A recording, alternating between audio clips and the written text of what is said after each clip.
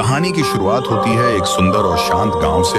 यह गांव हमेशा खुशहाल रहता था। लोग एक दूसरे की मदद करते, हंसते गाते अपनी जिंदगी जीते। इसी गांव में रहता था हमारा हीरो राय स्टार। लेकिन राय स्टार कोई आम लड़का नहीं था। वो एक ईमानदार और निडर पुलिस ऑफिसर था जो सच के लिए अपनी जान भी दांव पर लगा देता। हर गांव वाले को उस पर गर्व था। कहानी में मोड़ तब आता है जब हम मिलते हैं एक ऐसे शख्स से जिसका नाम ही लोगों की रगों में सर्द डर फैला देता था। शैतान का बेटा, ज़ॉम्बी समुराई। वो एक सुनसान और भयानक जंगल में रहता था। उसके बारे में कई अफवाहें थी कि वह लोगों को जिंदा जलाकर मारता है। हर कोई उससे डरता था, लेकिन एक इंसान था जो कभी नहीं डरा, और वो था राय स्टार। एक रात एक गांव वाला जंगल के पास से गुजर रहा था। उसे एक जगह बहुत सारा सोना पड़ा दिखता है। लालच उसके कदम खींच लेता है। वो धीरे धीरे अंदर जाता है और जैसे ही वो सोने को छूता है, अचानक धुआं छा जाता है और उसी धुएं के बीच से एक डरावनी आवाज आती है, तू आ गया अपनी मौत लेकर। ज़ॉम्बी समुराई अपने भयानक दिखने वाले गुंडों के साथ सामने आता है। उसके चेहरे पर एक ठंडी खौफनाक मुस्कान। जला दो इसे। अगले ही पल उस आदमी की चीखें अंधेरे में गूंज उठती हैं। उसे जिंदा जला दिया जाता है। अगली सुबह